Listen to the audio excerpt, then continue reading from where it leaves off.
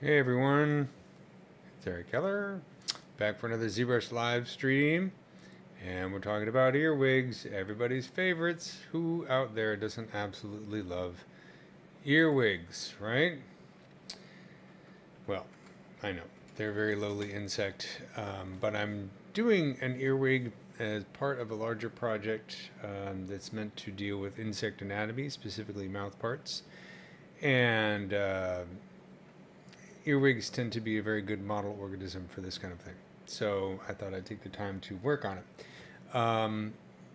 But also, explore some ZBrush techniques along the way.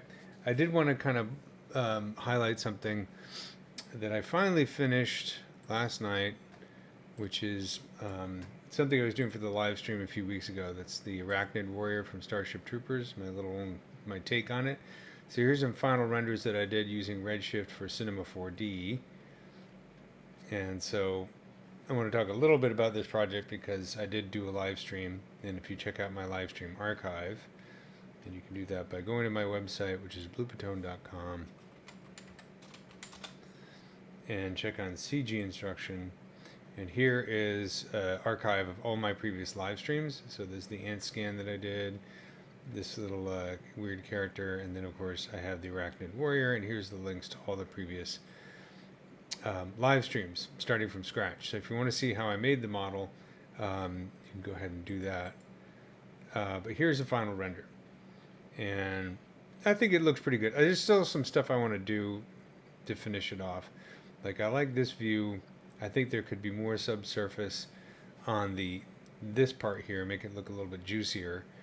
And then also I need to adjust the roughness because I did a dust pass, but it's a little bit too shiny. I want to have more variation in the roughness. So some stuff like that I want to fix. And from this view, you can see the subsurface is too strong, so it tends to make the organism look a little bit small and also a little bit more fragile.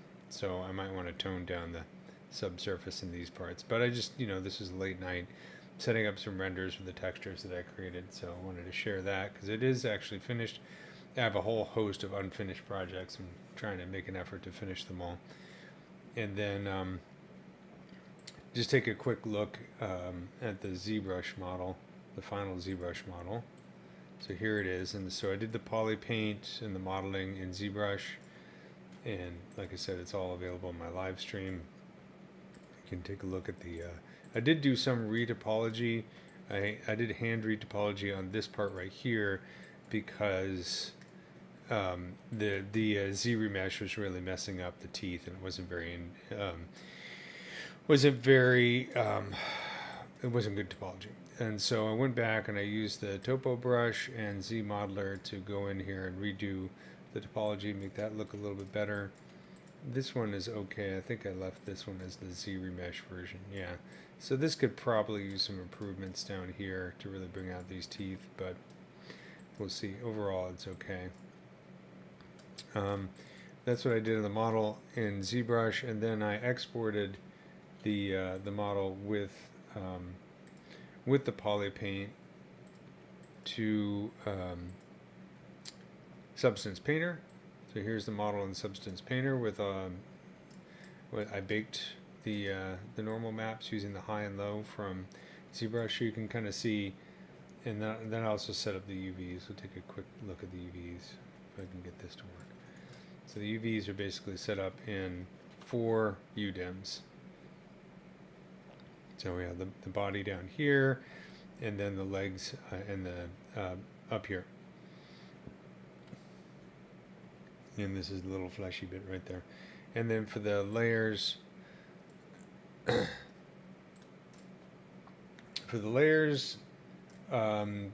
I really got into, down here, I did a lot of, let me see, turn these guys off here.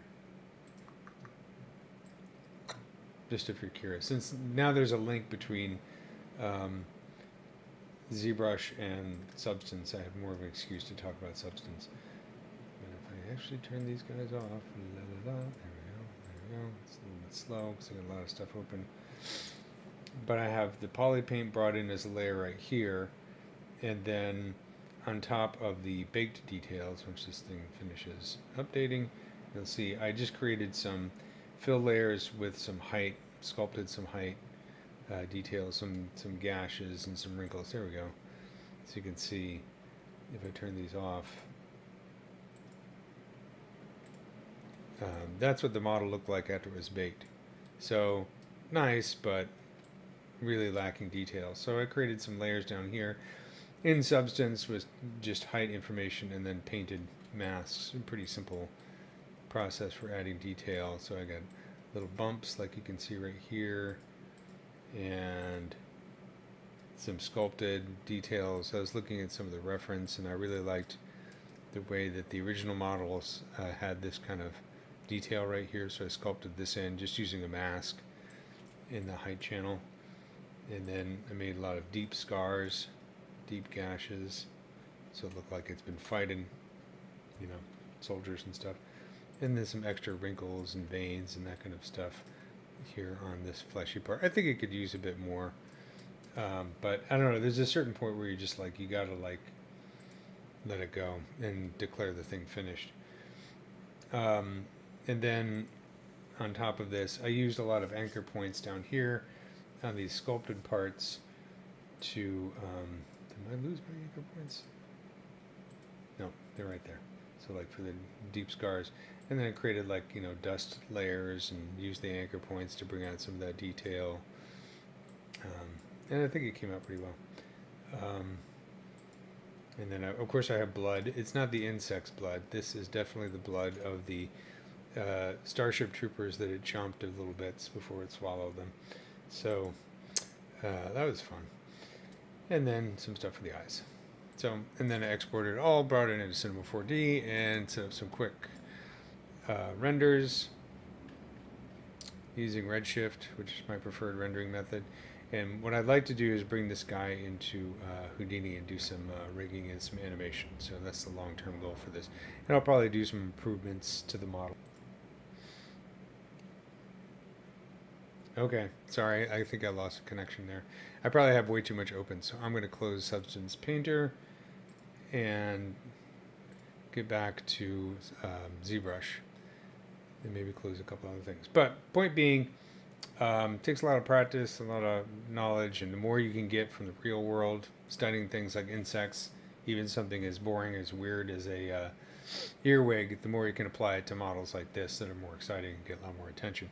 I mean, for example, take a look at these appendages here on this guy, and then take a look at our earwig, right?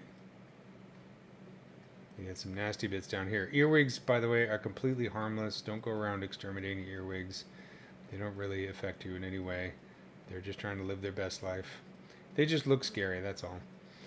But they don't really do any damage. But you can see, you know, they've got these cool little claws in the back here, and that could be useful when doing your own sci-fi aliens and that kind of stuff. So there's a question, never heard of a 3D model specializing in insects. Yeah, well, I mean, this is something that I realized many years ago, since I've always been doing sort of, sometimes I do scientific visualization, sometimes I do Hollywood entertainment stuff, and sometimes I'm very lucky and I get to do both at the same time, which has happened in a few jobs. But I realized many years ago when I was doing a project for the famed entomologist E.O. Wilson that insects are something that a lot of 3D artists don't specialize in.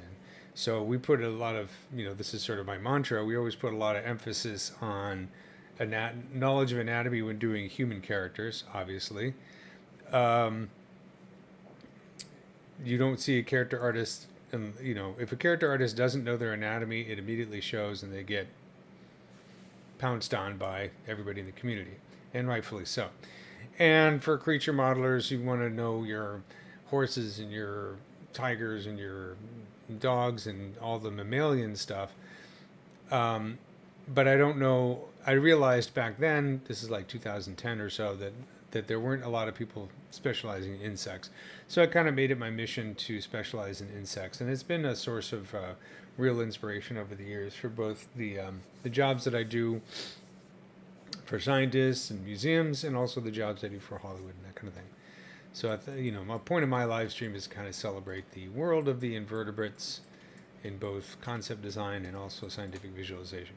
So here's my humble earwig. It's looking pretty goofy right now because it's in that very early stage. If you look last week, I did sorry, it was 2 weeks ago because last week was a holiday. I did the basic block out using Z-spheres, and I collected a bunch of reference from the internet. I'm spending a lot of times in the mouth parts. I mean, this is cool right here, right? You get close up, pretty neat. I have a lot of well, sorry, I'm answering chat questions here. I have pincher bugs or earwigs all over the place. Sometimes they like to jump into the pool, which is always fun when you're swimming around. So I have a few that what I should do is gather some that died of natural causes and put them under the microscope, take some macro pictures and start using that as well. Studying it's hard not to get into character sculpting because it's so much fun. I do a bit of character sculpting when I can because it's kind of, gets me into a different zone and is something I really enjoy. So I would never dissuade somebody from doing character sculpting, but I'm like, sorry, I'm going to go off on a tangent here before I get into working. There's a great quote from E.O. Wilson, who is my favorite scientist. He's sort of the Carl Sagan of insects and biology, but honestly, he was a much more important scientist. Sorry to all the Carl Sagan fans out there. It's just true.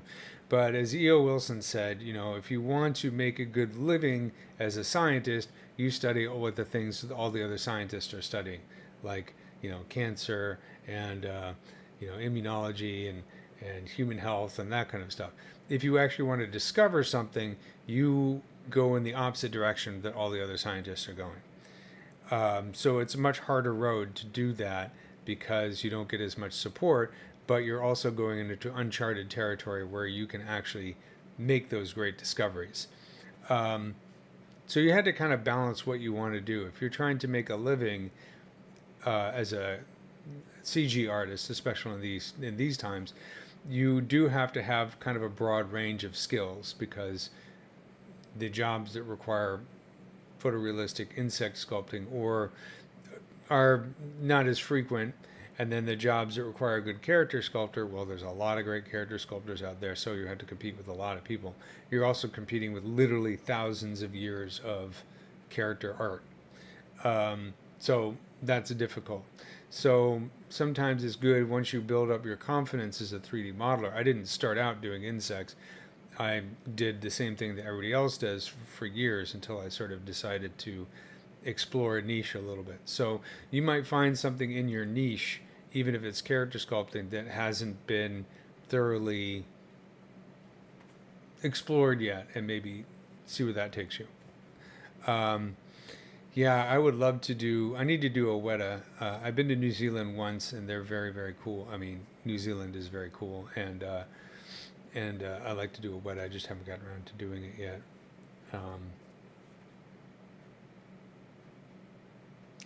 It's true. So the comment is, I'd say learning to reference like you're doing here is the best way to learn everything. If you learn reference, you can make anything. Yeah, reference is everything. It's really learning how to look at reference, 2D reference, and turn it into 3D models is a very tricky skill. Anybody who's sculpted the human back knows that it can start to mess with your head. Insects like beetles are a good example because they're very, very complex. Gathering reference. Now all the stuff you see here in my pure ref, this is stuff that I grabbed from the internet last week, so it's not great reference. However, I am lucky that I am working on this project with some scientists and they can send me better reference, and also doing macro photography is really helpful, which I do every once in a while. I'm a little bit out of the habit right now, but my macro photography is nothing to write home about, but it works for me, So taking your own pictures is really, really useful as well, and if you can get a microscope. By the way, I just bought a new microphone today, so hopefully you guys can hear me okay. If there's any problems with the audio, let me know, but my old microphone sucked, so I got a new one. Okay, so let's get into modeling. Yeah, once you got in the hand of primary, secondary, tertiary forms, that combined with good reference is gold. Yeah. And that's kind of what I'm doing right here. I'm on the secondary forms of this insect. Well, between primary and secondary forms. So you can see what I did last time is I started out with a really simple Z-sphere model, and then I remeshed it and then chopped up the mesh into these subtools. Antenna, head. And this is kind of typical workflow for me when I'm working from illustrations and photographs. The other thing I would say is get scan data. If you're a character sculptor, now there's so much great scan data out there.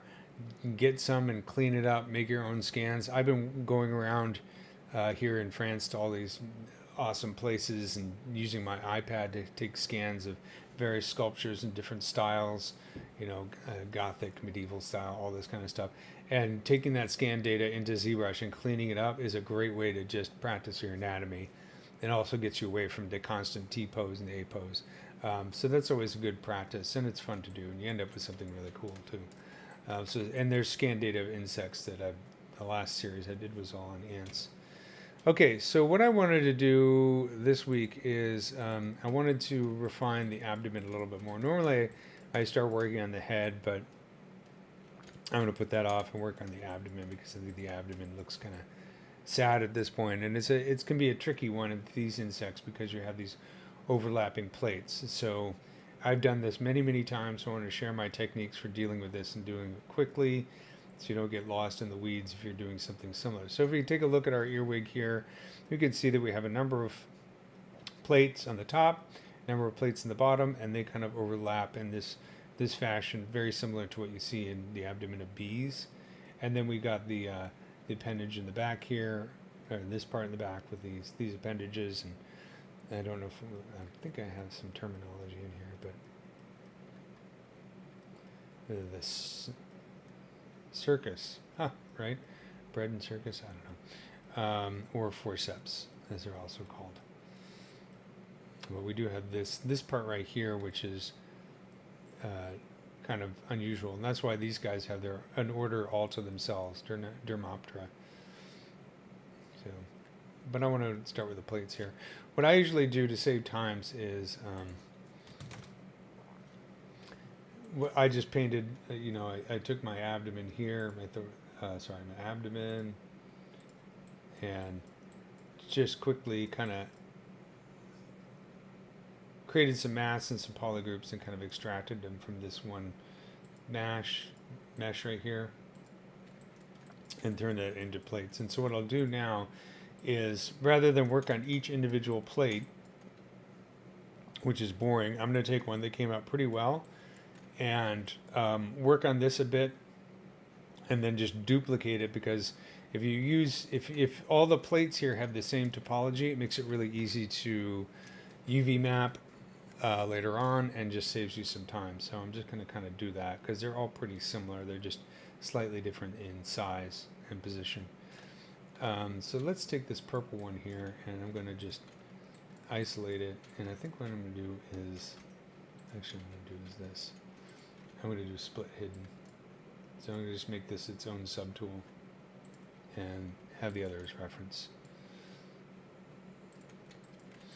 And let's just start by doing a really simple Z mesh. And so what I think I'm going to do is, let's divide this into polygroups. So I'm going to hold Control and Shift and choose Select Lasso. Select Lasso has this ability to hide edge loops. So if you're using Select Lasso as opposed to Select Rect, you can hold Control and Shift and then click on an edge here, and it will just hide a poly loop.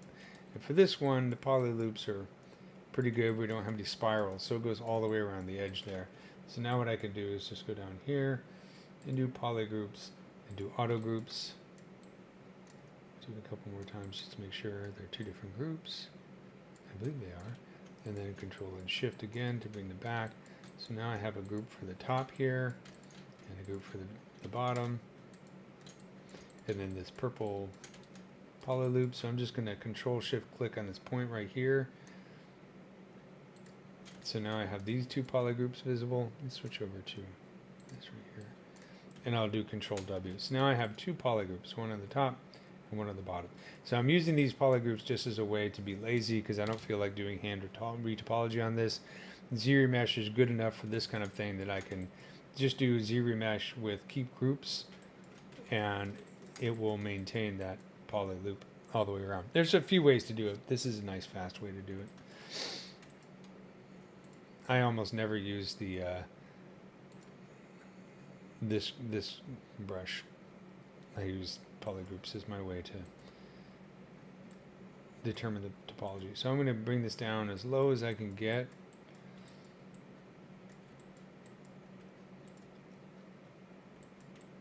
Maybe even something like that.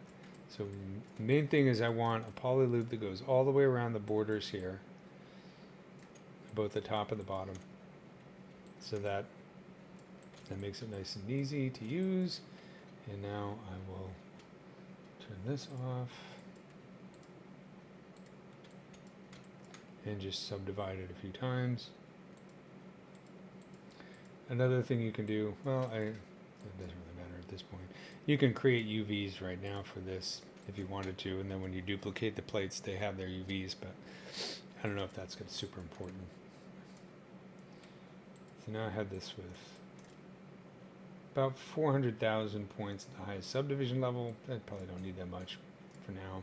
I'm going to subdivide it later. So maybe I'll just get it up to like here and then do delete higher. Okay, so now let's do this.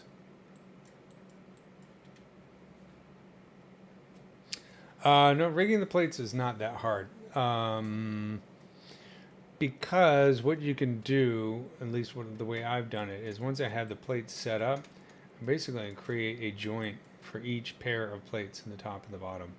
And then the thing is that they might bend a little bit. You could use like a deformer or something like that if you really needed to get subtle deforming. But for the most part, what you can do is you can, for each joint in the pair of plates, you can rig all the skin all the points to just in one of these plates to a joint, and then as that joint bends, it'll go with it. So it's not that hard. If you really want to get, if you're doing like close-ups, you really want like subtle movement, or in some cases, some insects like a honeypot ant where the abdomen expands or something, then you're going to have to do something a bit trickier. But for everyday, like, you know, doing a bee or an ant, I haven't found it to be that difficult. Again, it always depends on what you want to do with it, but you can get into blend shapes and other deformers too if you need to do something fancier than that.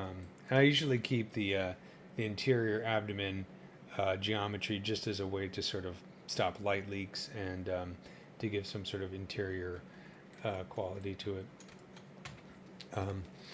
It's kind of interesting because of things like flies and, like I mentioned, some ants, you actually are going to have a lot of flexibility in the abdomen. Let's turn on symmetry. Okay, yeah. And so that's always kind of interesting because you have the soft sort of tissue in the center of the abdomen, and then you have the plates are kind of like stuck on the outside. And as the abdomen expands, a mosquito is a good example. Like a mosquito's abdomen fills up with blood as it's sucking your blood away from you. It's going to expand, and those plates become sort of stuck on the surface, and then when it contracts, they go back to the sort of overlapping. I made the mistake early on when I started doing insects of thinking that abdomens all work the same way in insects, but they don't. It really depends on the bug. Something like a wasp or a bee, the abdomens don't seem to expand as much as some other ones. And then, of course, different ants have different behaviors. So some of them have very flexible abdomens that expand, and some of them don't. So just do really quickly something like this.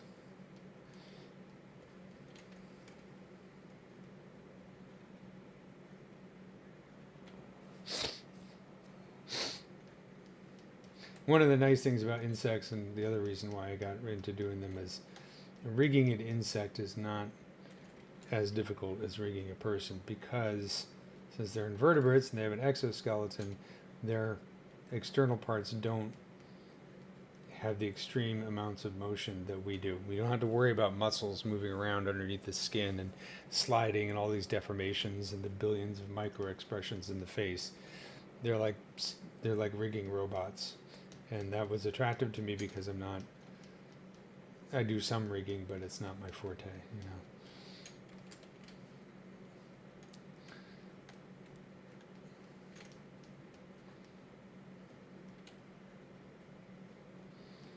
And I would say, for me, like, one of the best first insects, if you want to get into learning insects, ants are always a good place to start. Female worker ants, not necessarily the queen, because usually the anatomy is very upfront. Thorax, abdomen, legs, everything is right there in plain sight. Doesn't get as tricky. A beetle is, if you really want to do a beetle right, they are much harder than you would think, because of the bottom, so many overlapping parts. It's really hard to see what's going on and how the legs attach and that kind of thing. I think the hardest model I've ever done is the beetles that roll up into a ball, which I still haven't quite finished that model yet, not to satisfaction. So I'm just going to do something really simple like this, and I can't remember if I actually had. Oh yeah, okay, I still have my reference imagery here, which is good. Main thing you want to do is always double check and count your plates. Make sure you have the right number. And I can't tell you how many times I've modeled something thinking I had the right number of plates, and then it turns out I did not, and I had to go back and redo it, or add a plate, which can be kind of a pain. And this illustration is not perfectly symmetrical, so I'm kind of biasing this side. So we kind of have a model plate right here, a little bigger than the illustration because they're going to overlap.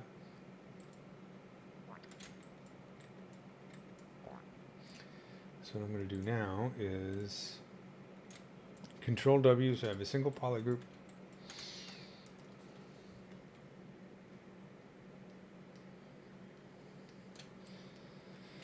And get the gizmo, and center this, and just hold the control key. Whoops, I need to delete the higher subdivision levels. Sorry about that. Delete higher subdivision levels, hold the control key, and just drag so I have a duplicate, and then I'm just going to kind of squish it and get it roughly in place. Maybe do a little tilt like this. The reason I want to do it this way is because all my plates are going to end up having the exact same topology, which makes UV mapping and other things easier.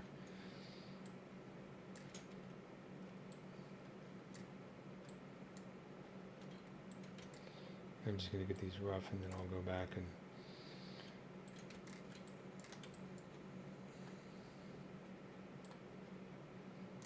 fix them a little bit more later. Clear the mask. I'm going to do auto groups here, so they all have different polygroups. Different polygroup for each one. And then we can control click on this. So let's turn off symmetry for a second. And just copy this.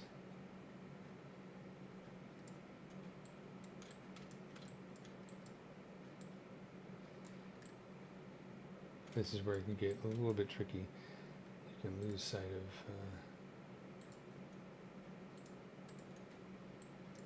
I'll just count them.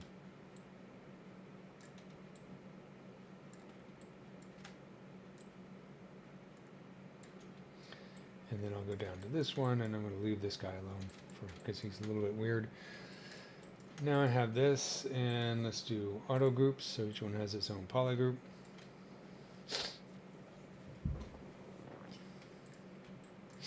And then I'm going to go down here. I have my mask by polygroups slider right here. Normally you can find it in the brush panel under auto masking, this slider right here. I use it all the time, so I put it in my my interface. That way I can manipulate each one of these guys without worrying about his neighbor. You can also use the move topological for this. That works as well, but what I like about the this one, the masked by polygroups, is that the move topological brush, when every time you touch the surface, whoops, I need to turn on symmetry here.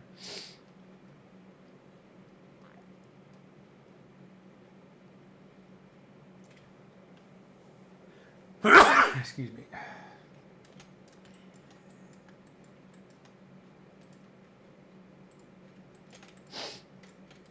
When you use move topological, every time you touch the surface, it has to look at all the points and how they're connected. It works really well if you're working on the lowest subdivision level and you don't have that many points.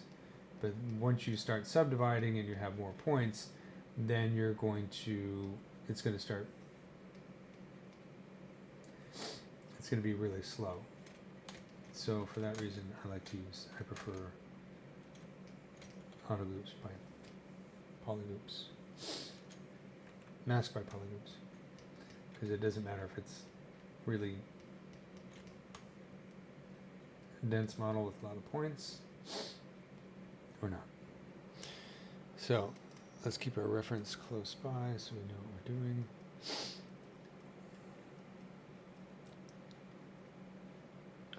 The front of each plate is tucked underneath the back of the preceding plate, right?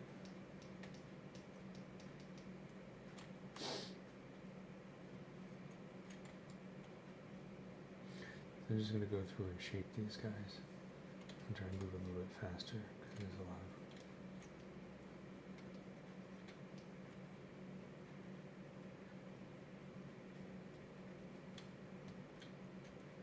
And let's do something. So we can turn on some of this.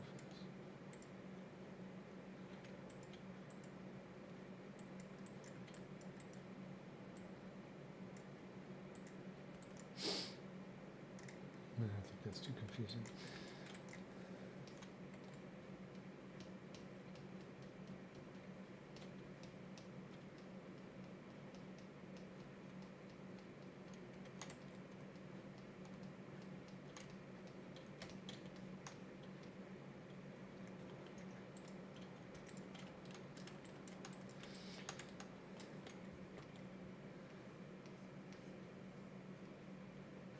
I like to lower the Z intensity by move brush, so it's on these low poly parts it's not so extreme. Same with the smooth brush. So we have a rounded edge right here and a straighter edge up there.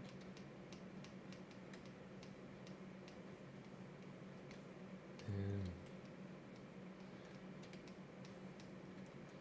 if you're, I don't know if for those who are new to ZBrush, one of the things that you see I do a lot when I'm using the move brush is I hold the Alt key because it allows me to pull using the move brush based on the normals. So I hold the Alt key. It's very easy to do this kind of thing as opposed to not holding the Alt key. So I'll switch between that a lot because I'm trying to, move these, tuck these parts in. It's kind of a habit.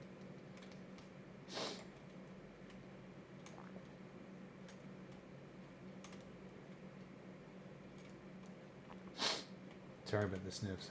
It's allergy season here, so.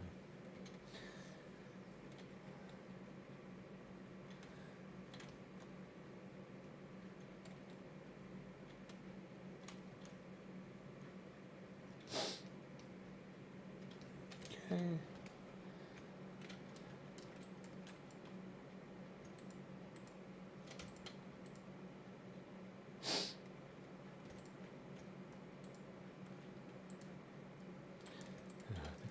Too far. I lost my polygroups. There we go.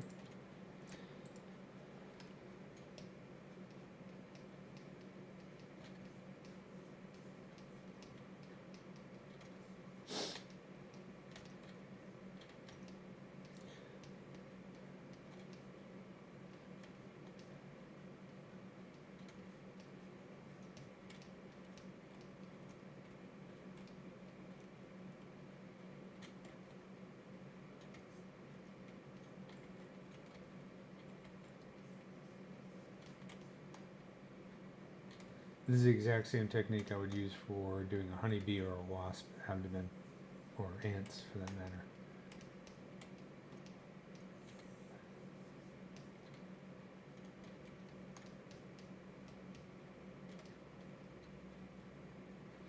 The tricky part comes when you put in the bottom plates and they have to kind of intersect here in just the right way. So I usually do the top first, then duplicate the top, flip it around, and go in just like I'm doing here and manually tuck in each plate.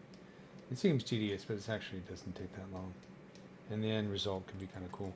Gotta remember that the overall shape of the abdomen is getting larger here in the center, not smaller, so I have to make sure that I'm not accidentally making these guys get smaller. Let's save this.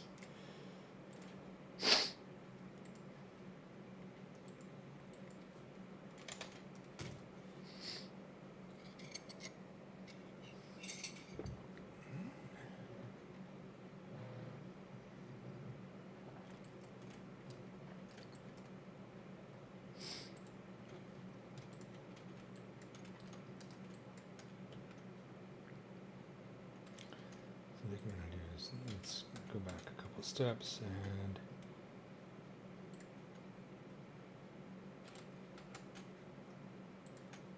just make sure we're not shrinking too much. That's better.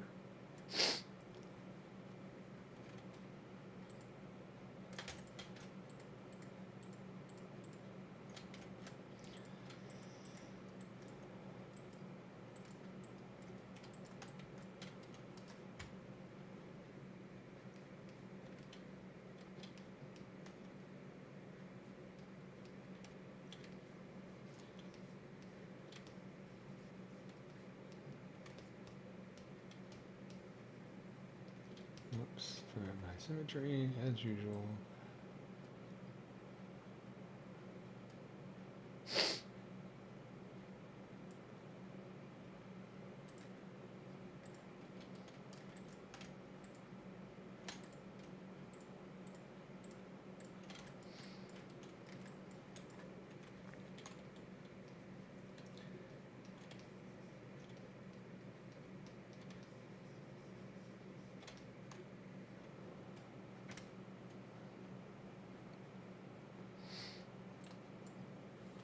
I think the hardest thing about rigging insects is definitely the wings, because each insect wing is going to be different. Doing a dragonfly wing is much different than doing butterfly wings, and then of course you have to not only take into account their motion as they fly, but also their position when they're not flying, as well as how they might fold up. If you got a fly, you have the advantage of flies have 2 wings as opposed to 4. Their other pair of wings have turned into these things called halteres, which are like these little knobby things. They generally don't really fold up their wings too much, as opposed to something like a wasp or a bee, Hymenoptera, where the wings, when they're in flight, the back row has of the back side of the front wings have these little hooks that connect like Velcro to the front side of the back wings, and so they have this kind of zipper-like fashion. So when they're flying, it's like the 2 pairs of wings joined together to form one large wing on either side. So you have to take that into account when you're rigging them. And then of course with wasps, their wings will fold like a taco when they're not using them, and that can be really tricky because you have to take into account all the wing veins and the membrane and all that kind of stuff, plus the shape. It's kind of messes with your head. And then if you're doing beetles, their wings fold up in a very particular way underneath the elytra. So for a beetle, the elytra, the shell, is what used to be the front wings, and the hind wings are its main flight wings, and they fold up underneath it. And that's tricky. And even these guys have wings, as you can see. They just don't use them very often. But look at that thing. That's going to be hard to rig. And you can see they fold up underneath this part too. Not many pictures of the earwig rings. But most of the other parts of insects are not too difficult to rig compared to any other animal. The lack of sliding muscles underneath skin makes things much easier. Skin weights is not as much of a pain with insects as they are with mammals and vertebrates and that kind of thing. Okay, so let's do this.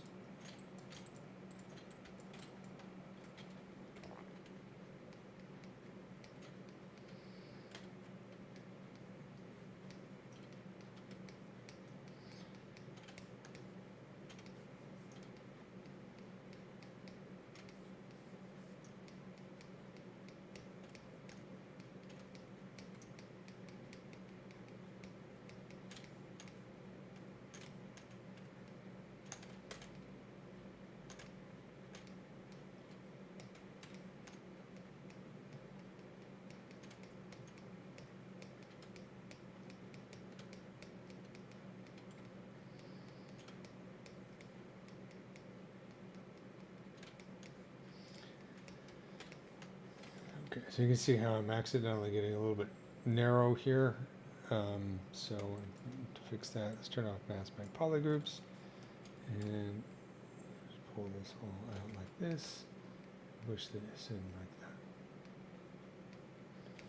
Probably also need to be pulled down a little bit more, and then on the side. The other reason I like mask by polygroups over the topology brushes is that mask by polygroups works on all brushes at the same time. You don't have to switch from one brush to another in order to focus on the different meshes. It's just on or off, and then of course you have everything in between 0 and 100, so it's a really useful feature.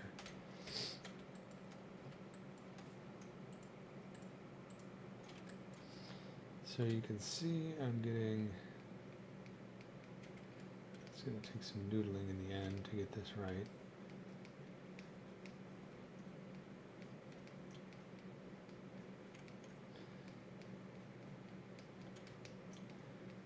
The more time I spend getting the top plates right, the easier it'll be to deal with the bottom ones. I don't really need to keep the wireframe on.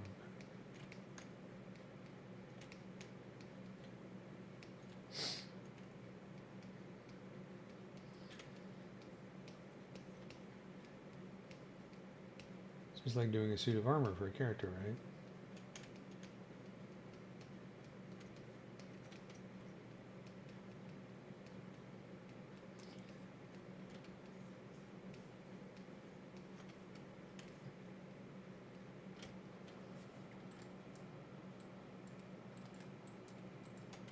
One of my favorite character designs is the, what is it? See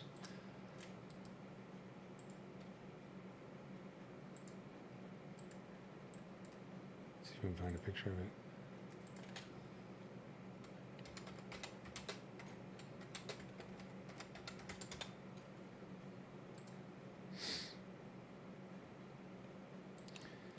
You know, this movie, Kubo, Two Strings. Kubo and the Two Strings. This is a great film, like a stop motion animation. And of course, this samurai beetle character is awesome. He's one of my favorites.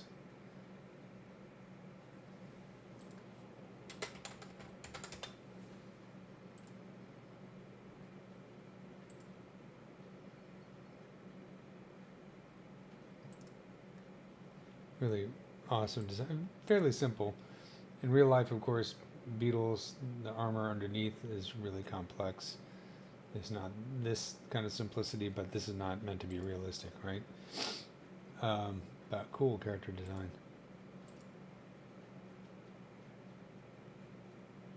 That's kind of what I'm thinking of when I'm working on these plates here.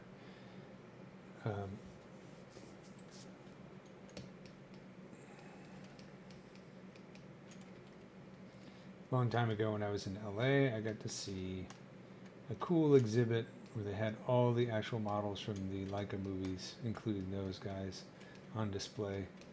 The thousands of heads they used for the stop motion animation expressions. It was really cool. Somewhere I have pictures of them.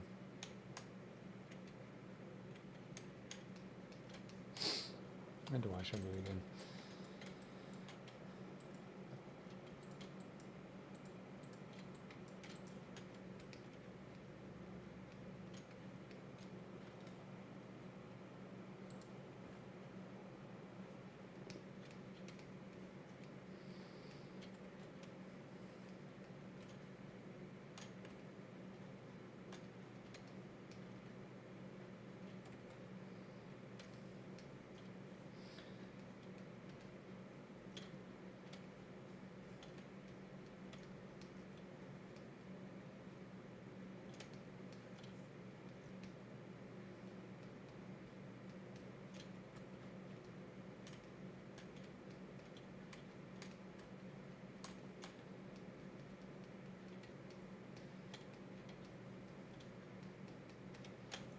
And then this one.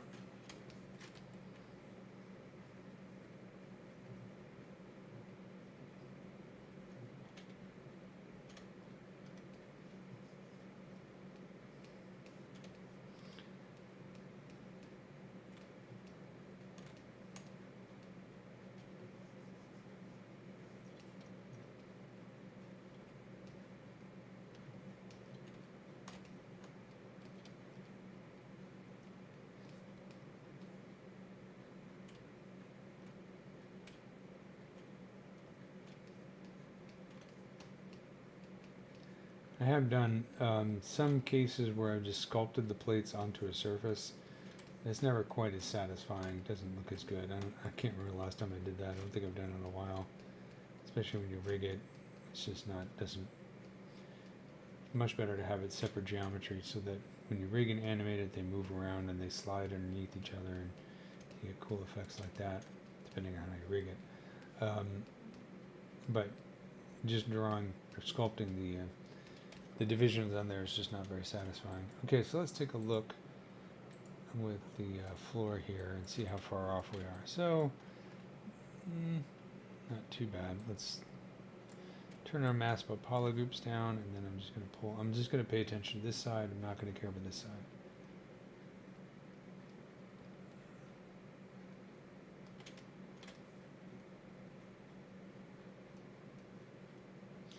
And then these are shown like this, but I'm going to look at my photographic reference just to make sure, because I think this is supposed to be implying a curved surface,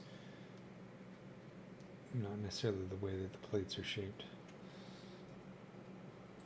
So let's take a look at our photographic reference.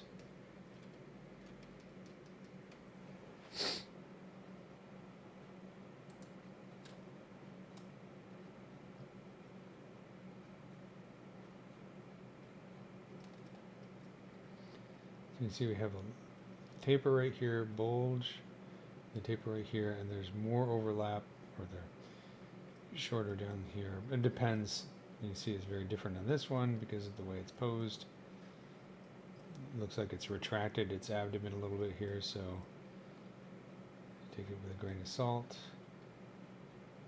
And let's count. 1, 2, 3, 4, 5, 6. 1, 2, 3, 4, 5, 6, 7, 8. 1, 2, 3, 4, 5, 6. Interesting. It looks like 8 is actually them. Ah, okay, so let's see here.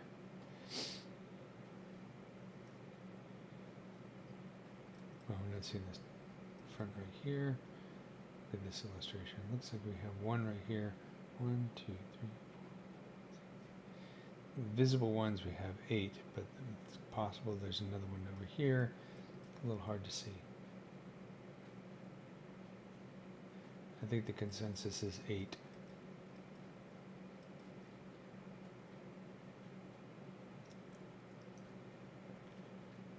Okay, so I'm going to keep this up on the side. Let's see, 1, 2, 3, 4, 5, 6, 7, 8. So I got the right number. So turn mask by polygroups down, and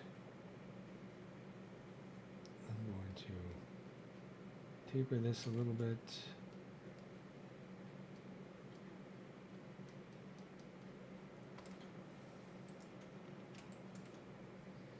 Not too far off my original model.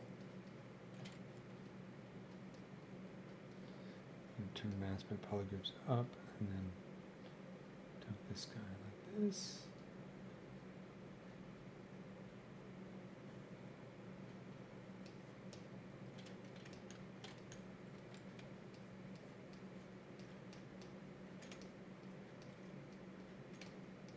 There's being a little bit of a neat freak right here. He's going to change over time. There's no doubt about that, but I just want to get it as close as possible to begin with. And then we're going to flip these guys and tuck them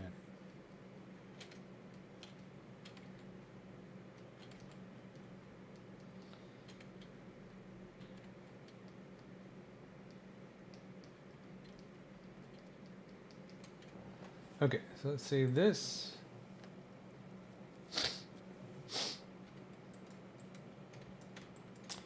And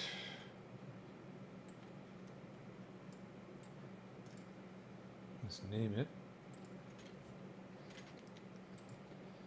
Abdomen top. And let's duplicate it, and I'll rename this one abdomen bottom.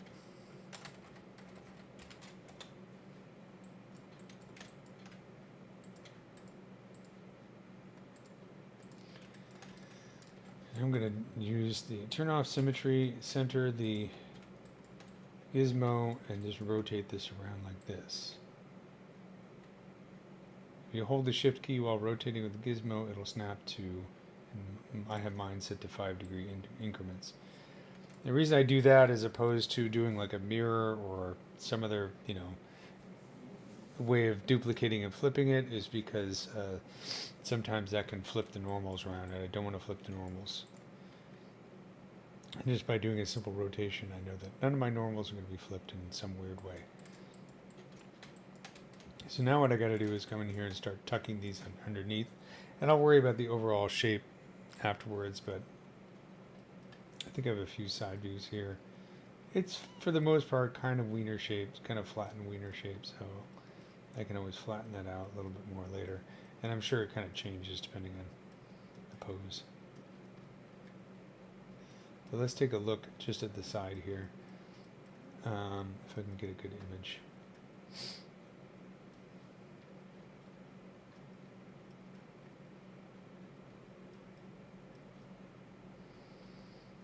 Well, that's a good image. So, thinking about this out loud, it's always good to say this out loud, because even though it looks very simple at first, it can mess with your head a little bit. So if I have this plate right here, the front of this plate is tucked underneath the back of this plate. That checks out. The back of this plate is over the front of this plate, but under the back of this plate. So that's why you have this sort of crisscross pattern. That's where it can kind of mess you up a little bit as you're working. So you want to pay attention to that. And yeah. So it's kind of easier to, I'm going to hide this one for the moment. And let's just focus on one of these plates, one that seems fairly easy to do. This one right here. Turn on symmetry again.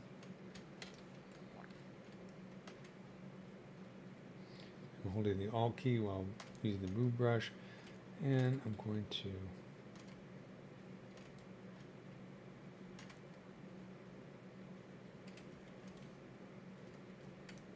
push this forward like this.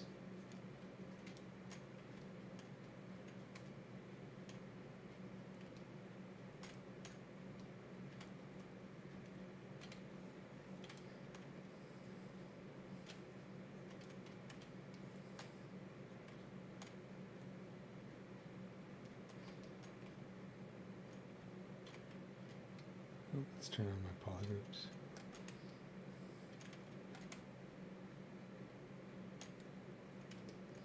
So if you hold the Alt key and click, you can switch from one subtool to the next. So remember, the top is all one subtool and the bottom is all another subtool. So like I say, I'm going to worry about how they're tucked in first, and then I'll worry about the overall shape once I get everything set up the way I want it.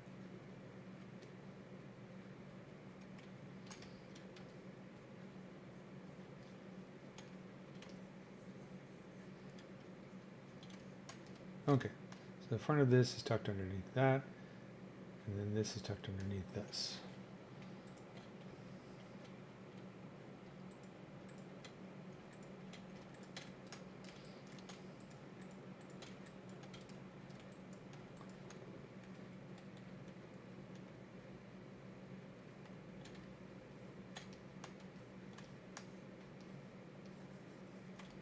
The main key is to make it easy. If you try to do this all at one time, and you're trying to do too much at one time, that's where it starts to get confusing.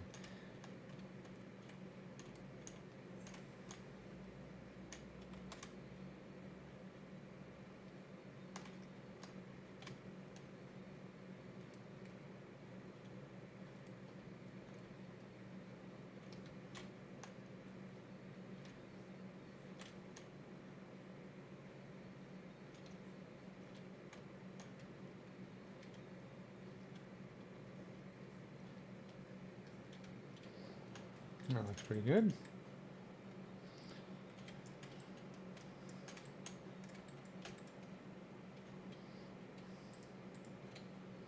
I'm going to worry about the front one later. Just do these guys.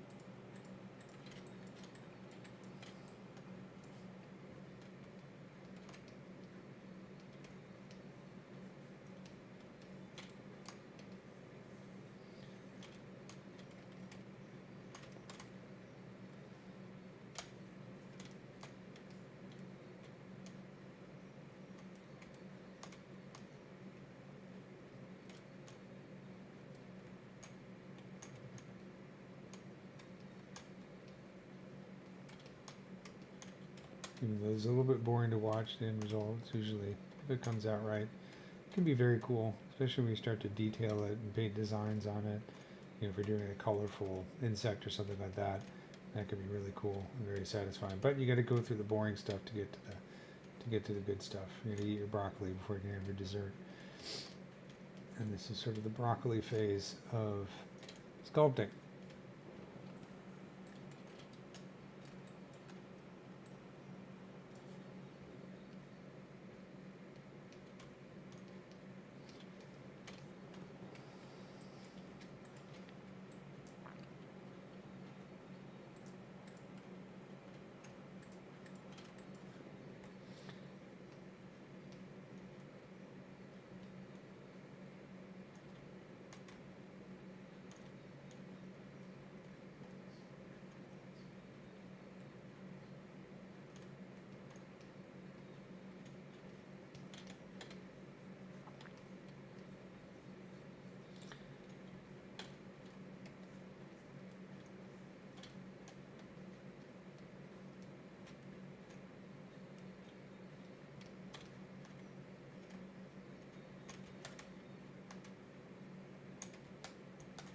You do a lot of hard surface stuff like robots and that kind of thing.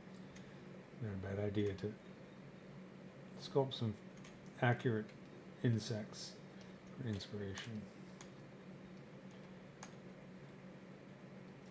I think the ultimate robot, in my opinion, insect robot, is the honeybee, because every part of the model, every part of the honeybee is so finely adapted for specific tasks or multitasking.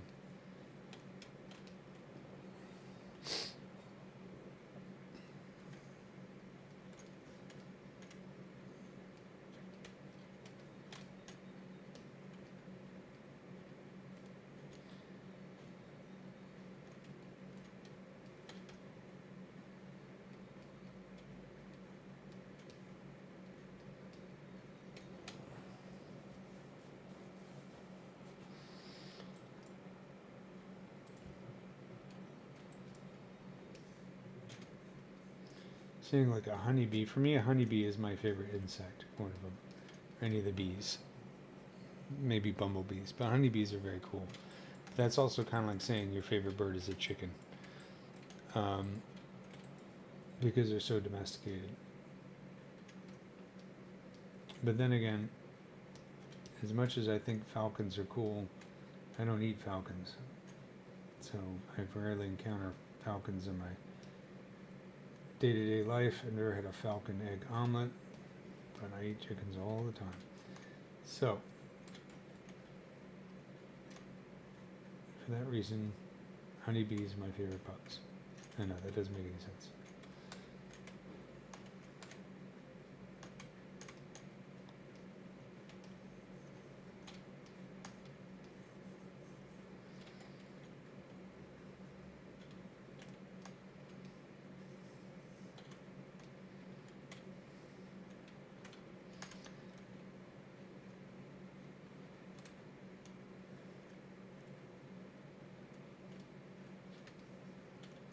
Actually, we have a lot of dead male ants, or dead winged ants in our pool.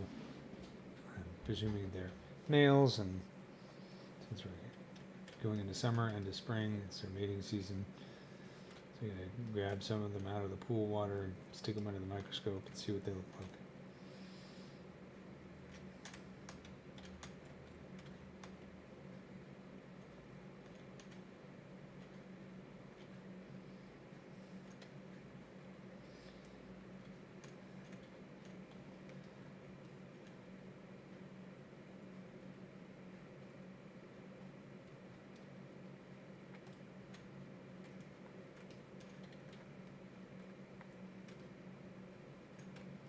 Almost there.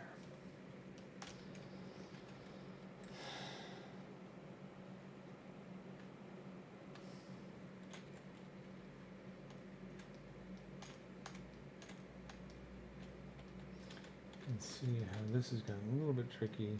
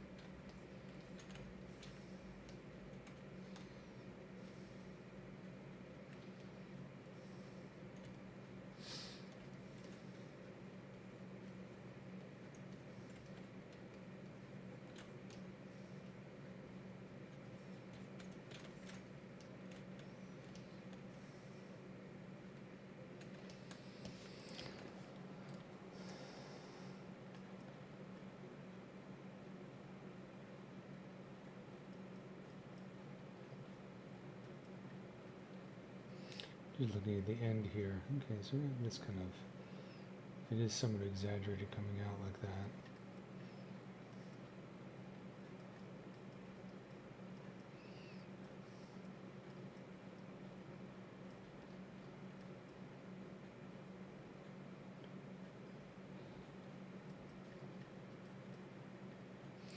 Yeah, okay, so you can see here is the division right here. So this bottom plate back here,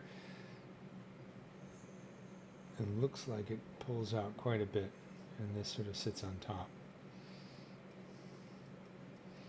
But let's trust but verify. And I can see a little line right there.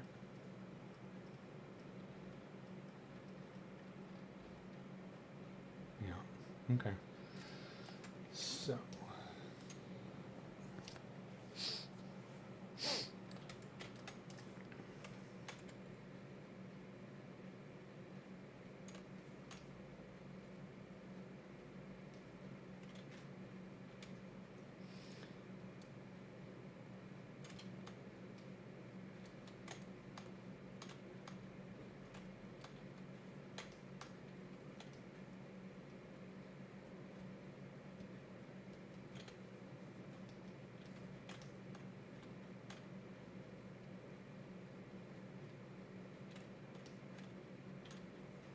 these guys, I think it's really important to make sure that they're still, these plates have thickness to them, as opposed to doing a single two-dimensional polyplane.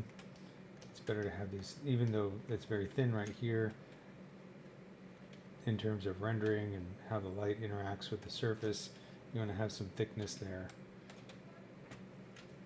It's also easy to work with objects that have thickness when you're in ZBrush.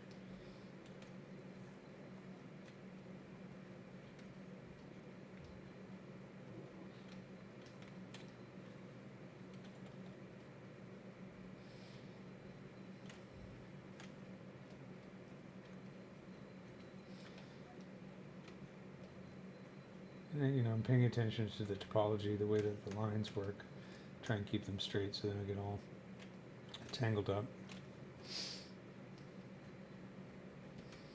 Okay, I think that's okay for now. Maybe push this back a little bit more. We'll probably have to do some fixing later on, but I think for now that's in pretty good shape. So let's go to this guy right here in the front.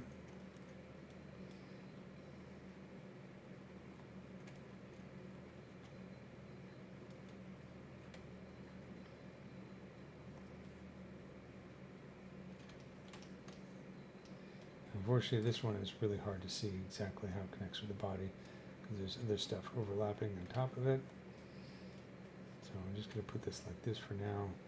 I had to fix it a little bit later, but I think, let's see.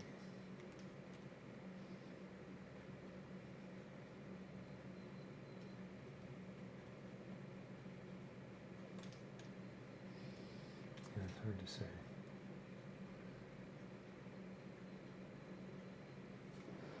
Let's take a quick look.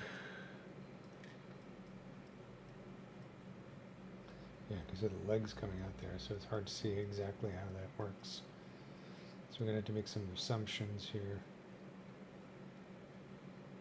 It's underneath.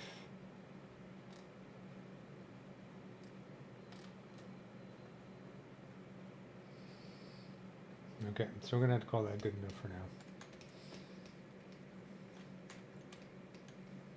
You took this around a little bit more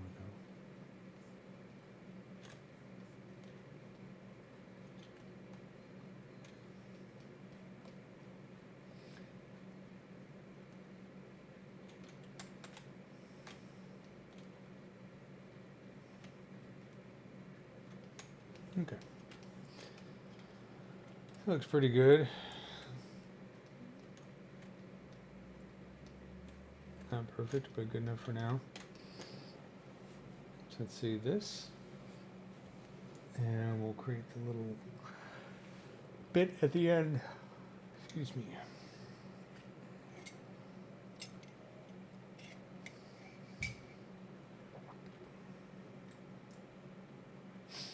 Our forceps. looking kind of bulky.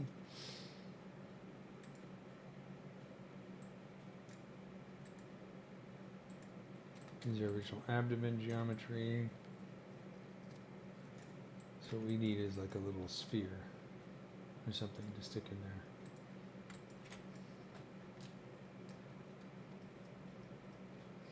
For this part.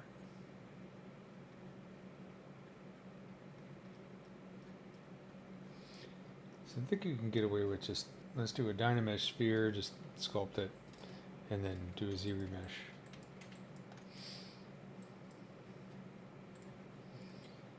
So I'm going to append a polymesh star, turn it into a polygon sphere, move it back here, squish. Just like a big lump of clay.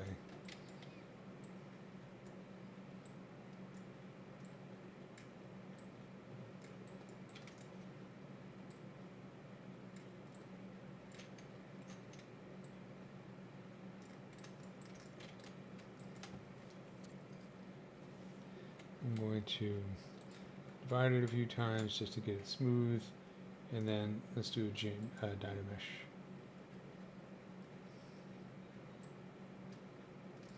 Once my brain restarts, buffering, buffering, buffering, there we go, Dynamesh.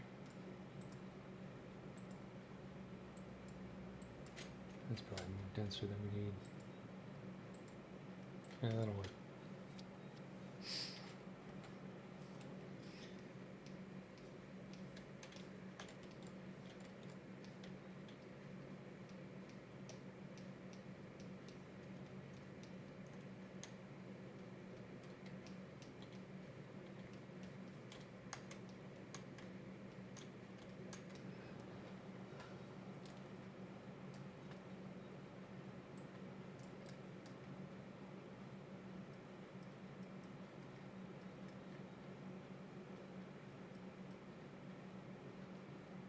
Trying to find a good image here that's not too blurry. That's not bad.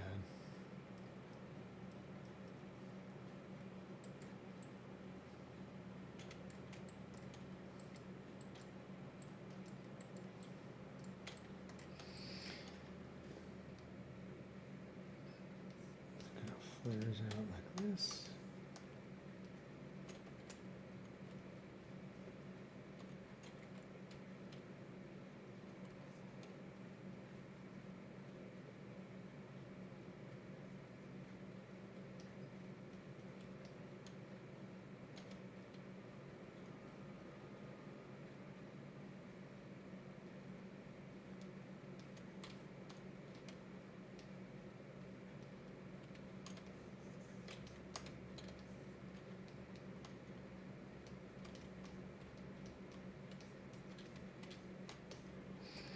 Clay brush.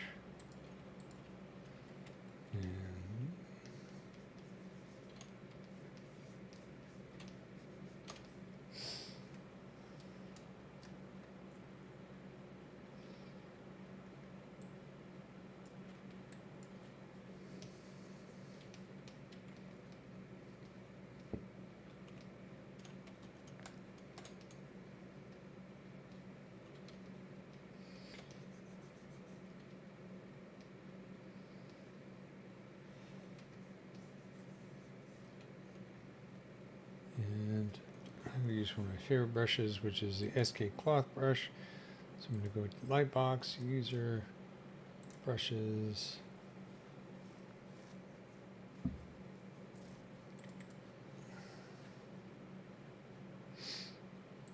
SK cloth.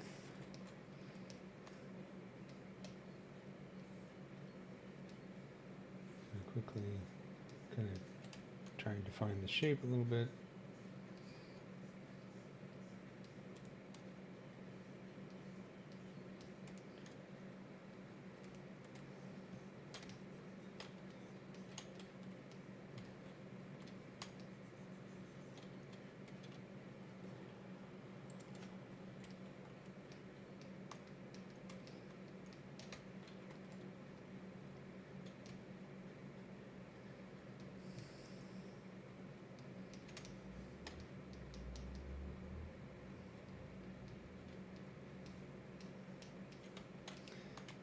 just a little bit too much of that profile.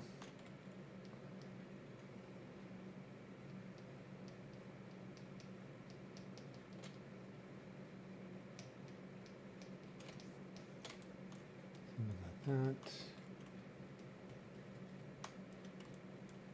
I don't have very good reference for the underside, so I'm just going to do this for now. Let's take a quick look at some other images.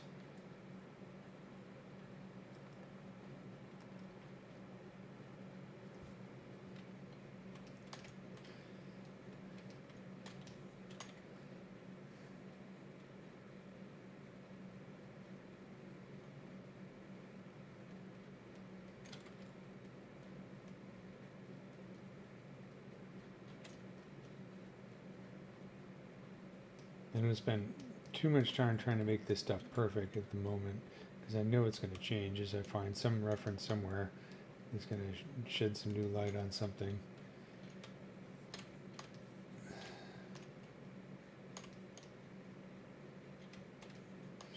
So I just want to get it kind of close for the moment.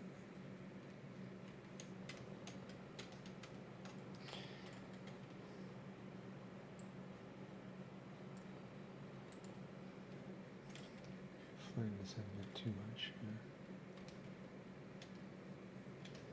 And then what I'm going to do is just do a quick ZBrush. And so for this, I'm going to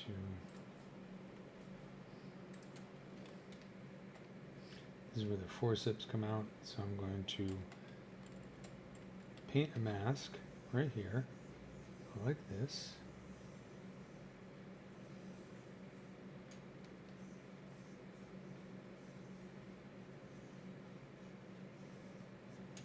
And I'm going to press Ctrl W to make a polygroup there.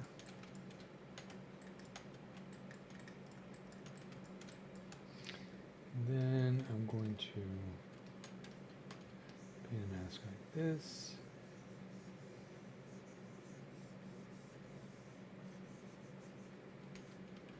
So I'm painting masks because I'm creating polygroups that it's going to guide my ZBrush topology as much as possible. A few little stray bits right here. I'll fix that in a second.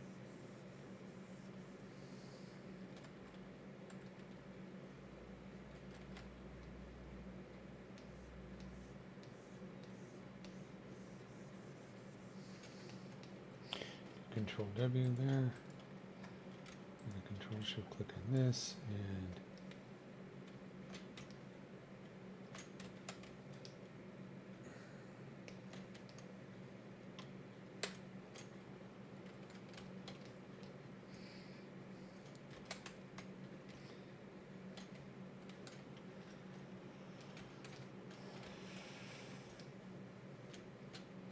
I think the problem is that I've got some asymmetry in here. So real quick, I'm going to go in here and turn off symmetry, just do a quick mirror and weld so that it's perfectly symmetrical. And now that I've got that set up, I'm going to use these polygroups just to guide the retopology. So go down to my ZBrush control, turn on keep groups.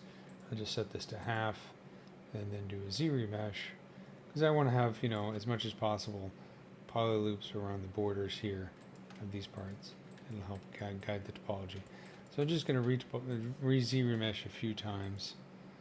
I want to make sure that I have, there we go. Gotta have that center line so it's perfectly symmetrical. It's a little bit wobbly here, which is kind of weird. Maybe it's because I turned off symmetry before I did a ZBrush. Okay, so let's go back here. Make sure symmetry is on before you do ZBrush. Otherwise, you're going to get some asymmetry in there. So, sorry about that. No problem. Just undid it a few times. Back to the Dynamesh state. Make sure symmetry is on. ZBrush, half, keep groups. Do this. There we go. Nice and symmetrical. And has a good center line. And then what is that? 1200 points? Let's see if we can get even lower than that.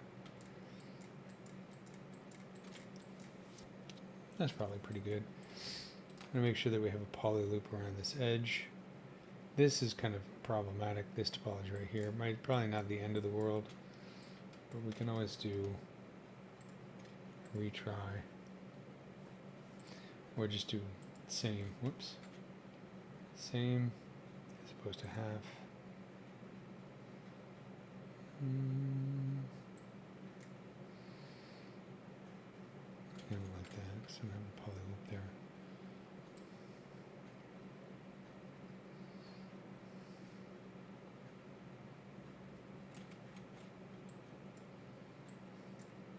This has got a spiral, which I don't like.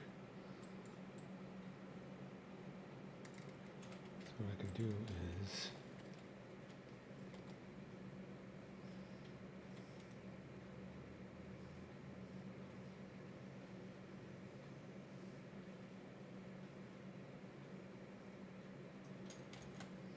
well, that was kind of dumb.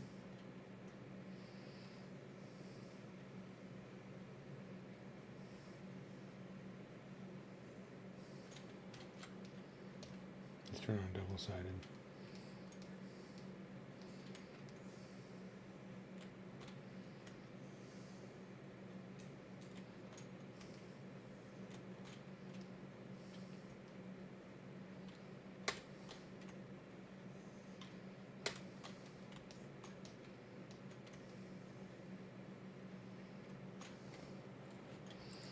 Let's try this. It might work, might not work. Hard to say. That's better. So I have a poly loop around here. Don't have a poly loop inside here, which is kind of annoying. And outside here is not great either. I'm doing everything I can to avoid doing hand retopology because I don't want to do that. Too lazy. Right here it was pretty good. Almost.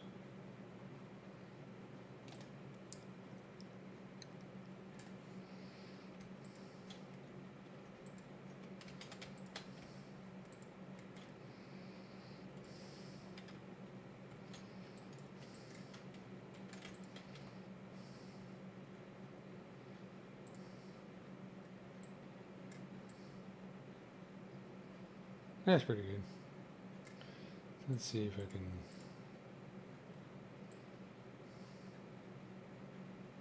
Yeah, so we have a poly loop around the outer, this part, and a poly loop around there. So that's just the lazy way to do retopology. Is keep messing with it until you get what you want. Back here, I don't mind so much. This is all going to be hidden as long as it's easy to make UVs and that kind of stuff. So we're going to call that good enough for now. And I'm going to subdivide it. Control D.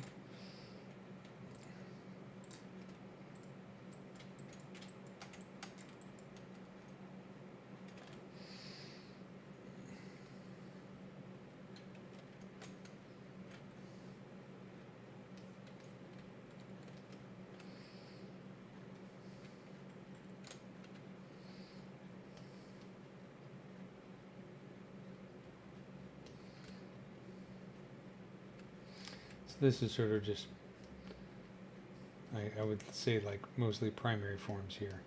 Just getting it in place so I can refine it later on. Okay, so let's call that good enough for now. And we'll add the forceps in here.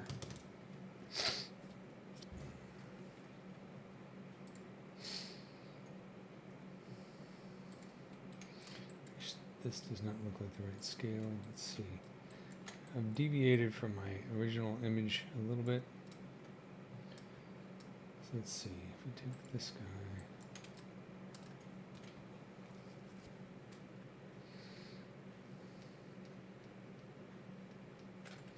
I'm going to split the difference here.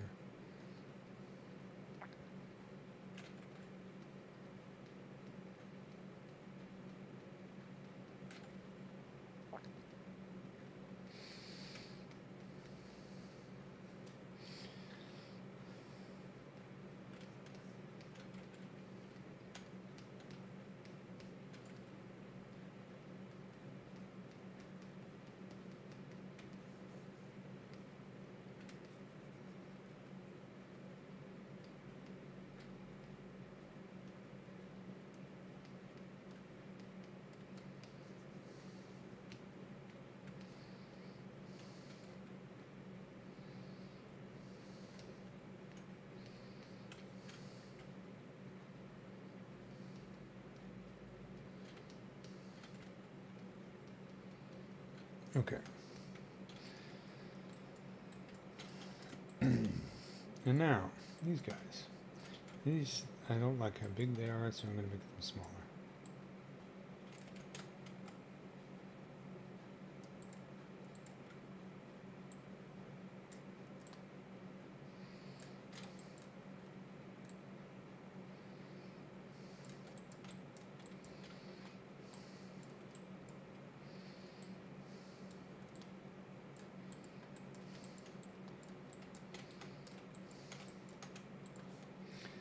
My goal with doing ZBrush topology here is not necessarily to create a topology that's perfect for animation, but if I can do that early on,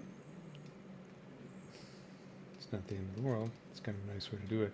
I think about how easy it will be to create UVs, but also just creating a topology that I can subdivide and easily sculpt details into. I don't like to stay in Dynamesh for too long, because it can get kind of difficult to work with when you get into things like detailing. So let's take a look. These nasty little bits. We got a nice little tooth going on there.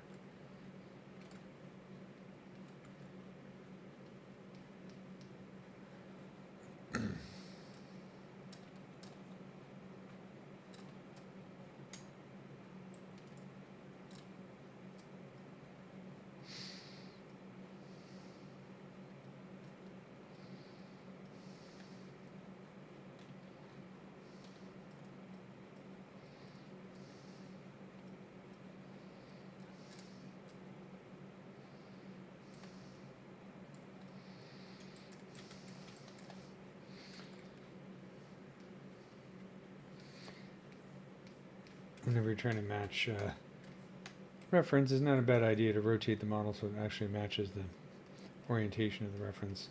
I can't tell you how many times I've tried to like sculpt something upside down because I wasn't really thinking about it. And that messes with your head. So get this close here. So I kind of want to continue this arc.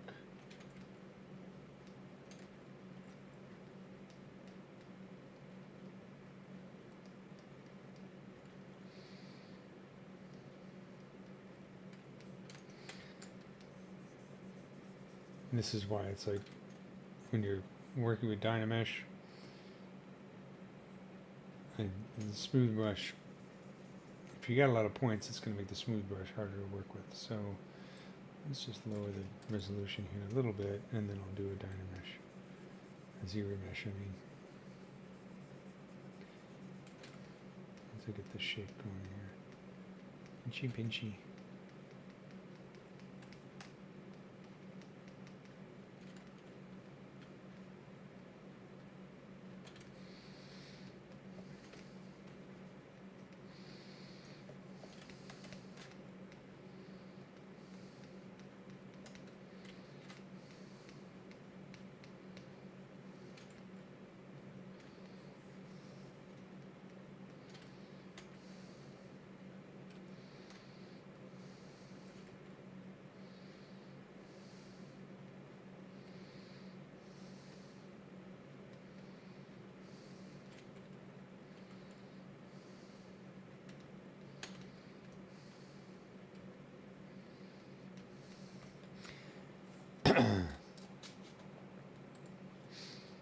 Use the SK cloth here to create kind of this form right here. Exaggerate a little bit.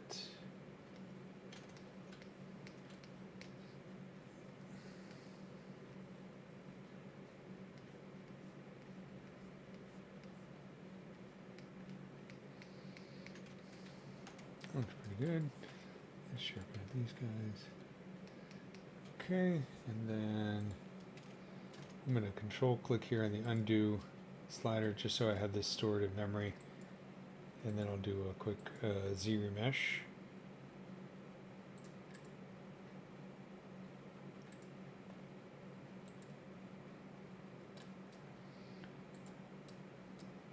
It's not too bad.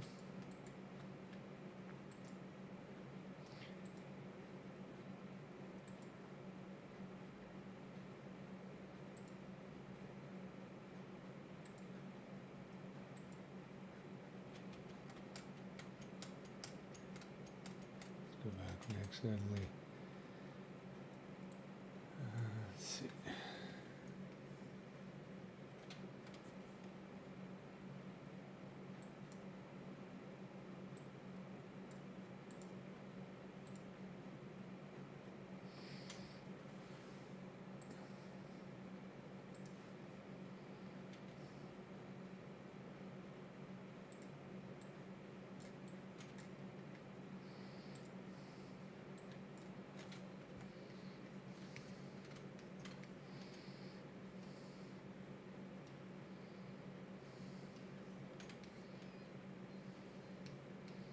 I think that's pretty good for now.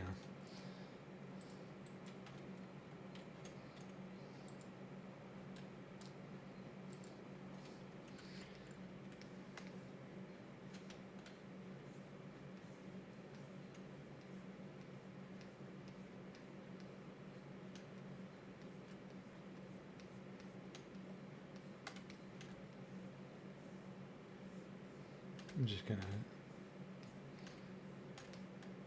dialing in just some forms here real quick.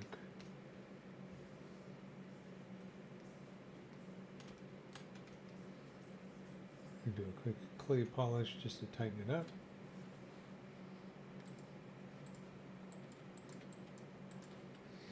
And relax that with a smooth brush a little bit.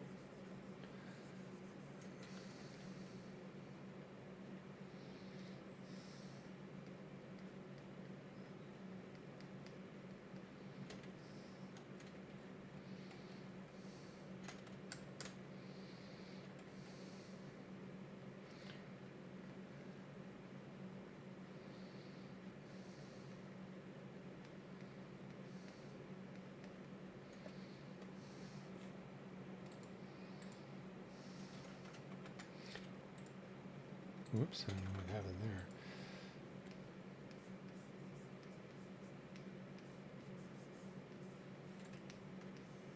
And just use the H polish brush to smooth out some of these lumpies.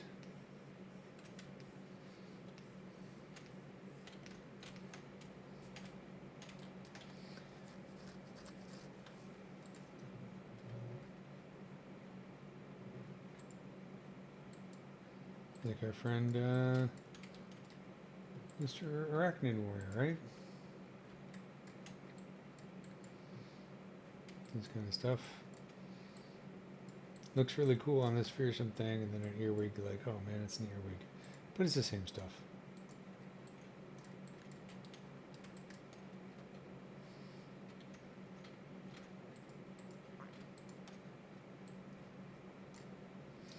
Okay, I'm going to get rid of this Z-sphere model because I don't need it anymore.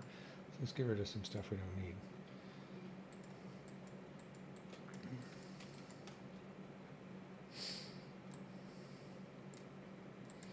This right here, we don't need this.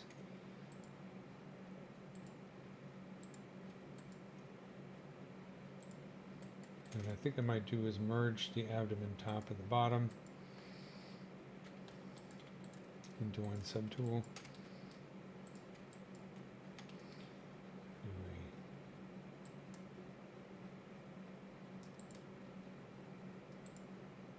Merge down. There we go. And then we can do polygroups, auto groups, so everything has its own polygroup. So there we go. That.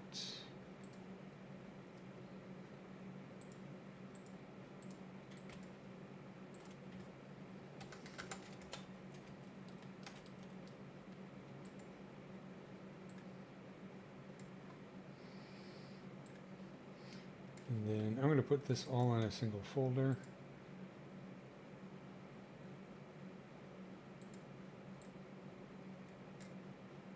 We name this one abdomen plates.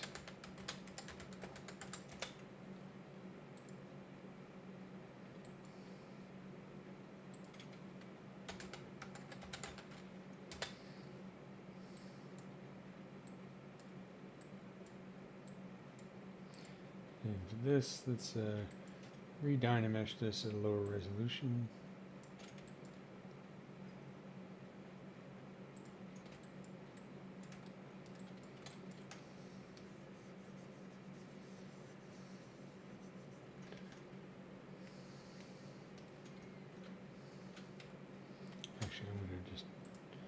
ZBrush it.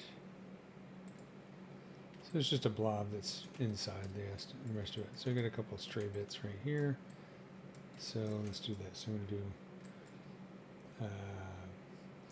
polygroups, auto groups, Control Shift click on this to hide the other one, and then I'll just do geometry, modify topology, delete hidden.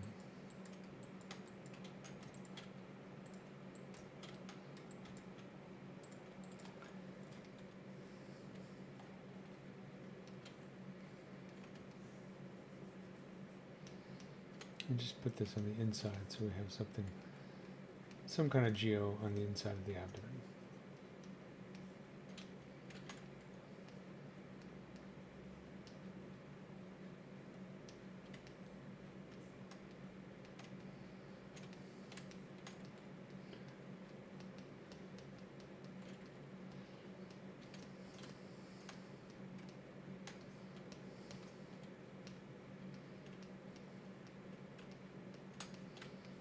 All right.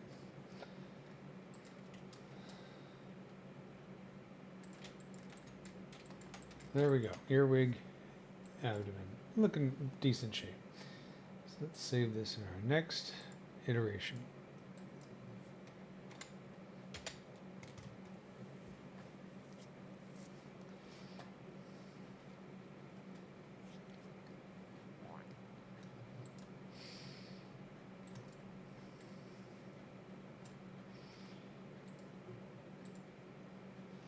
Put these guys into a folder as well.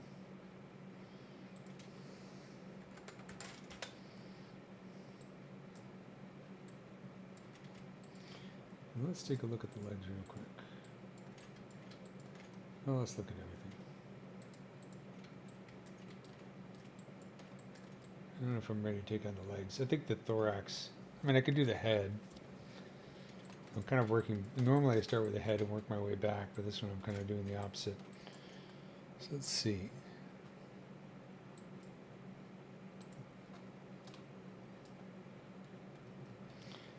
The legs on this guy are somewhat similar.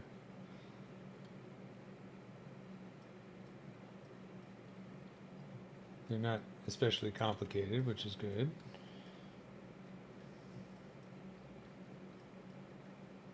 Fairly simple. Abdomen's a bit more complex. The head, not too bad.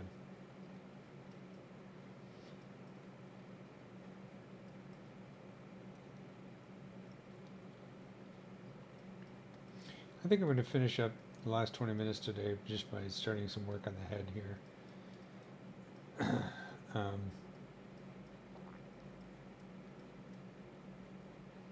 These are some of the mouth parts. That's where things get really complicated. Oh, a little happy earwig family right here.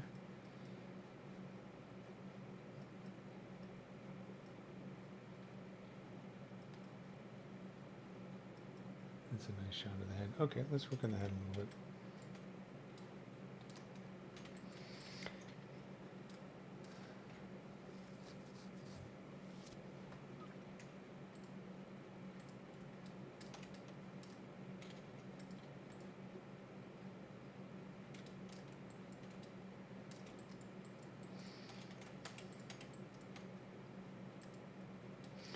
So we're still in a Dynamesh phase with this.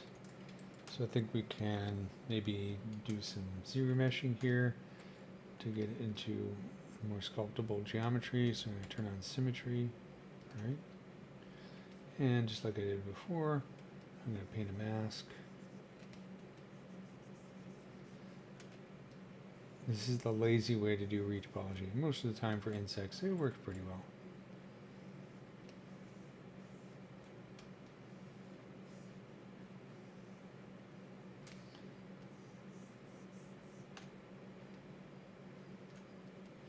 So I'll do Control Shift click on this.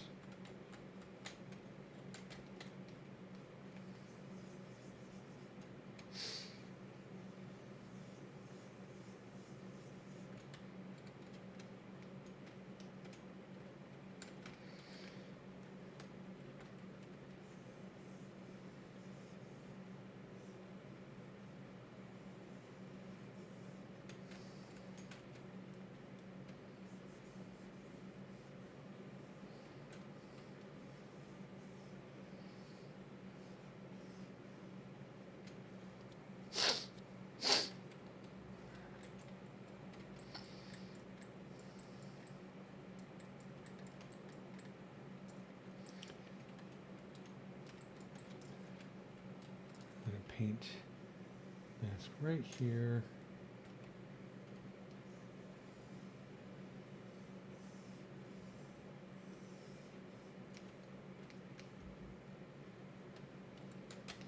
I'm just thinking, you know, in terms of how I want the edge flow to go. Using these polygroups as a guide. Again, super fast, super easy way to do it. Make sure we have symmetry on. Go to ZRemesher, turn on keep groups, set this to half. And there you go. So we have, I want to make sure I have like a poly loop that goes around the edge of these indentations right here as much as possible. That looks pretty good. Same way down here. Whoops.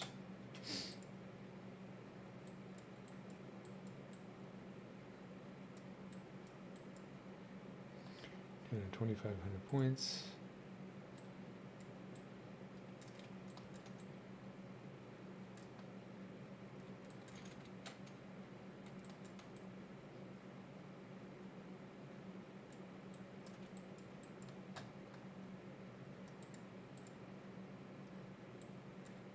And a nice spiral right there. I don't like that. This might be good enough.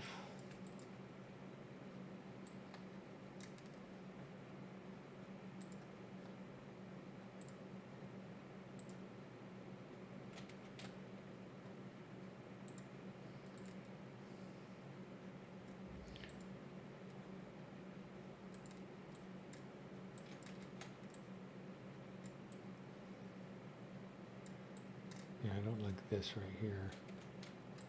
So I think I'm going to keep it at 2,500 points. A little dense, but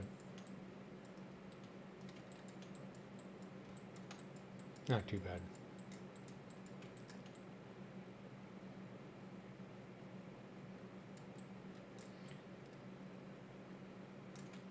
Can always do this. I'm going to combine this into one poly group and then try doing ZRemesh to see. Yeah, that's kind of nice. I don't like that.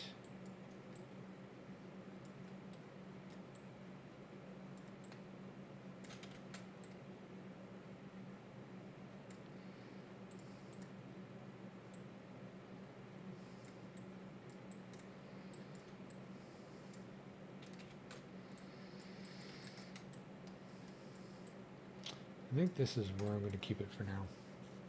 Okay.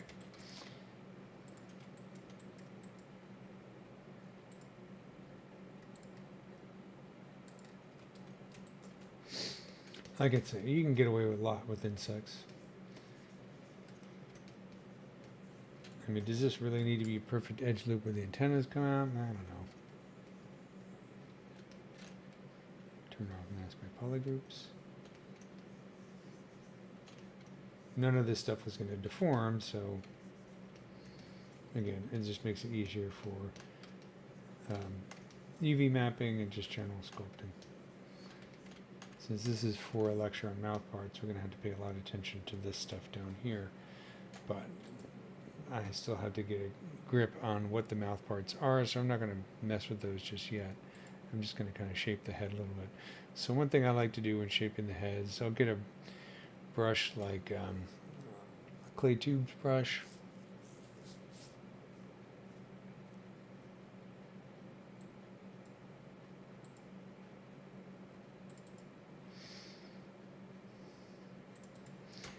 With a really low Z intensity, and just start to use that to kind of go over the model and shape it.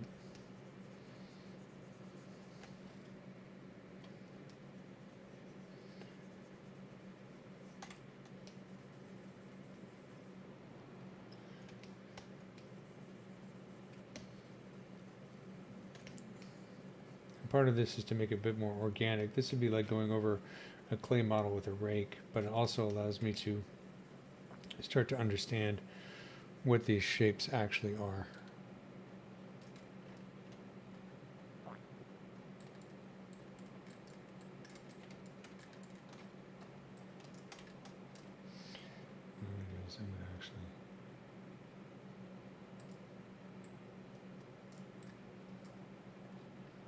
I had better head.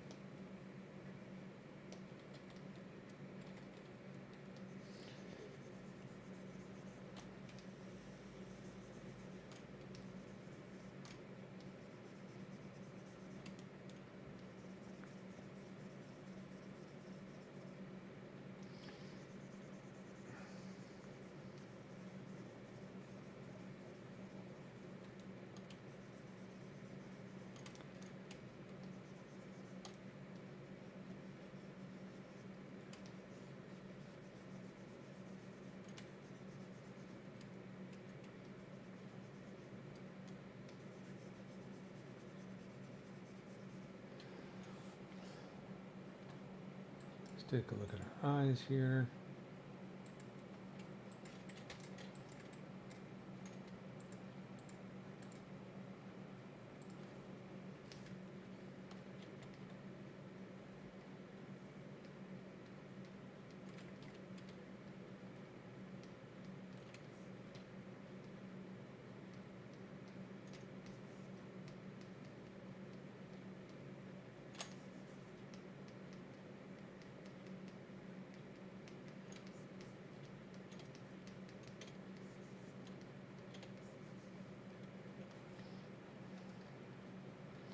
See if we can find a good picture of the eyes. Ah, that's great. So I'm going to really quick do my typical eye tricks. I like how you could see sort of the eye beneath the exoskeleton, the head right here. This edge is kind of cool. So let's do the eye trick to finish this out for today. So the eye trick is sculpting on these lenses here, the omatidia. And I've done this like 1,000 times, so if you see me do this before, it's going to be the same technique as always. I'm going to first retopologize these eyes with some polygroups, and I'm going to create UVs, just simple basic UVs. But I'm going to again mask this, Control W to make a polygroup. And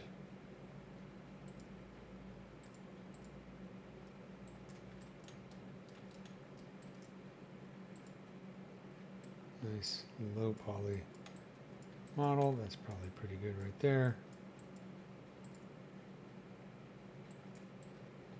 Yeah, something like that will work.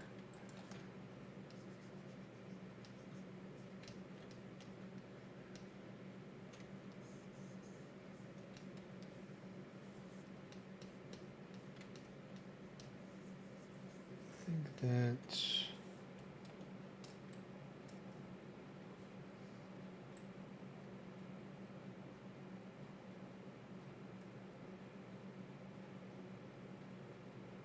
that I want to do that. Let's see.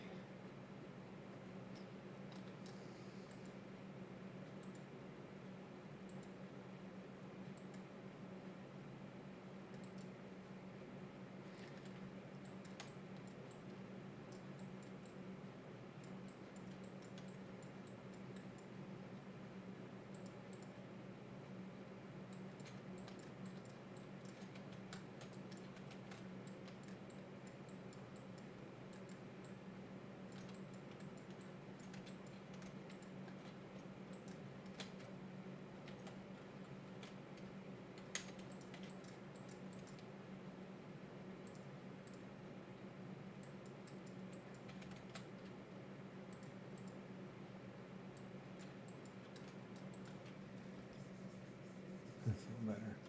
I'm going to do more of a poly loop around the outer edge here. Yeah, that's better. Okay, so we got this down to about 596 points. I want to keep it fairly low because I want to subdivide it as much as possible to get as much detail in here. And then what I'm going to do is I'm going to go into Z plugin, and under UV master I'm going to turn on symmetry, polygroups, and unwrap. I just want to have some quick UVs here because I'm going to use that for the surface noise. So if I go in here under UV map and I do a morph, that's what the UVs look like. That'll work. Now I'm going to subdivide the heck out of these guys. 2 million, 9 million.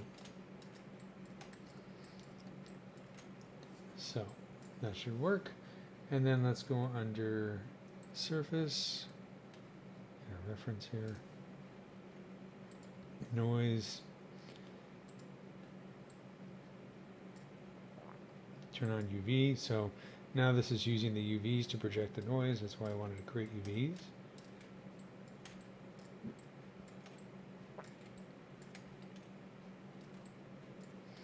And let's go to noise plugin, turn on hex style, tile radius.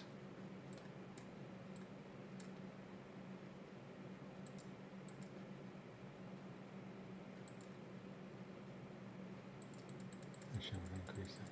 The other thing I want to do is let's do this real quick. Let's set the mix basic noise down to 0 so we're not seeing any of the typical noise. And I do hate the way they have this interface. It's really hard to center the object.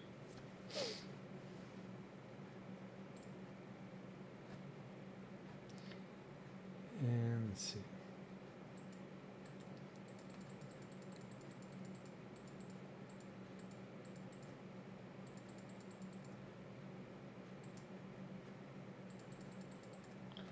Let's try this, and then we'll bring down the noise scale, plug-in scale rather.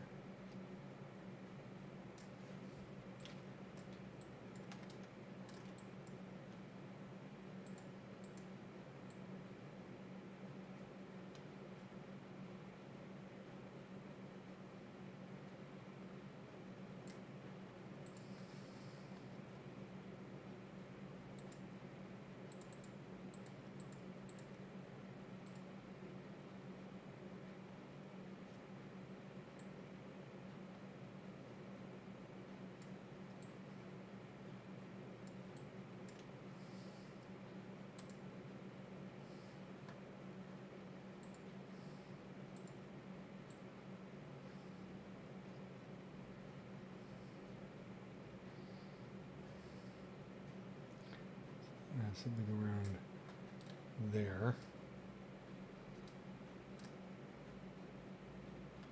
Let's give that a try. And then I'm going to do mask by noise.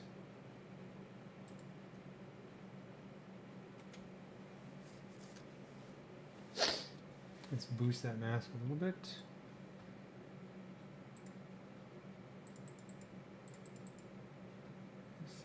The mask.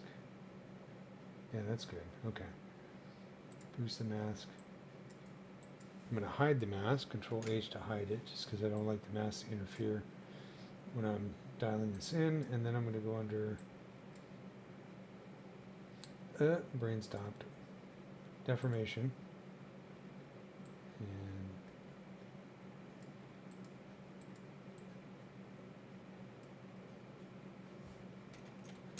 let's just dial it in numerically. 0.1, 0.1, 0.1.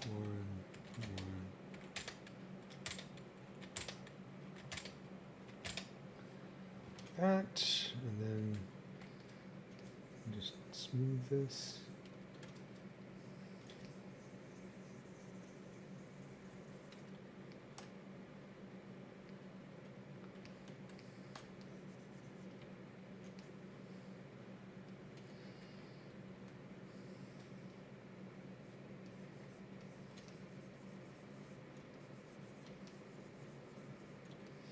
Using the inflate brush very lightly and the smooth brush just to give it a little more of an organic kind of feel to it.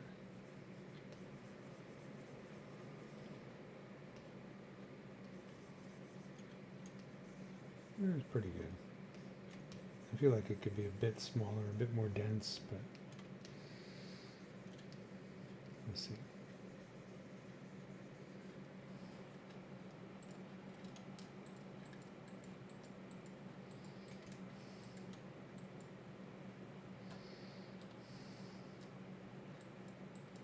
I'm eyeballing it. Sorry, that was a pun. So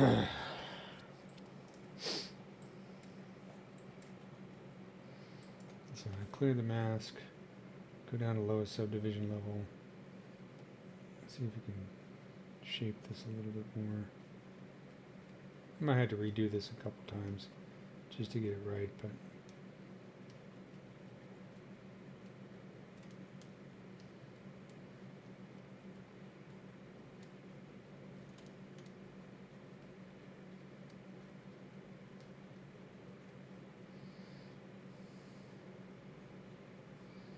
yeah, it's a little stretched. Okay, so what I'm going to do is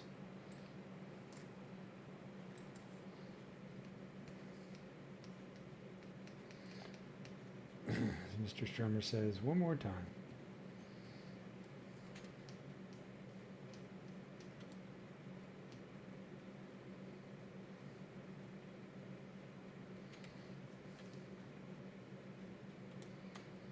I want to get the shape of the eye right.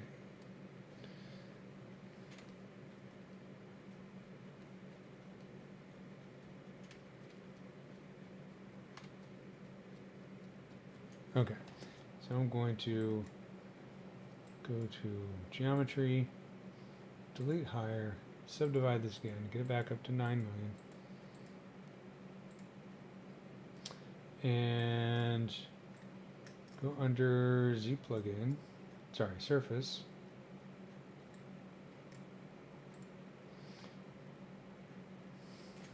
Luckily, it'll save the settings.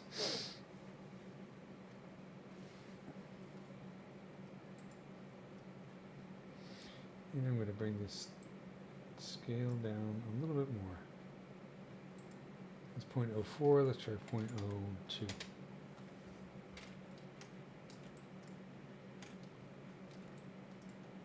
That's too small. 0.03. That's good. Okay, mask by noise.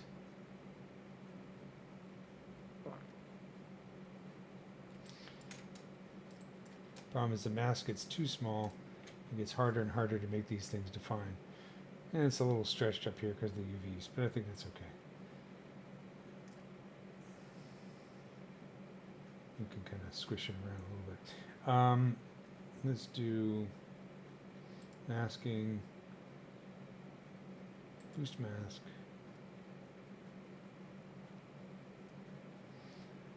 grow mask, boost mask,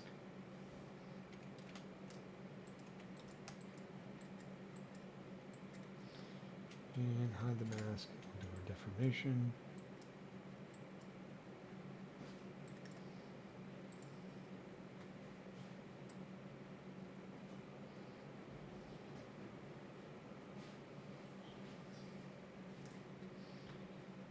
That's pretty good.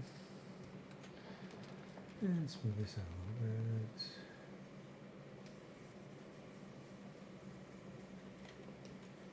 Clear the mask. I'm going to go down a few subdivision levels and just see if we can nudge this a little bit so we don't have quite as much stretching.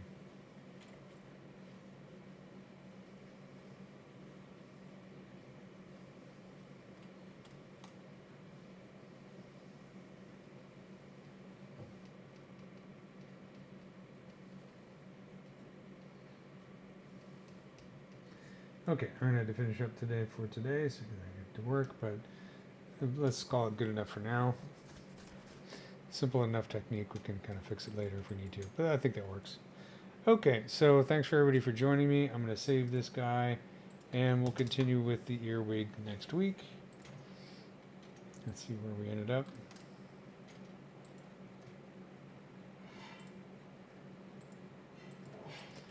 I think the abdomen's looking pretty good. This part's looking pretty good. And we'll continue with the head and the antenna next week. All right, till next time. Hope you have a good week, and thank you for joining me.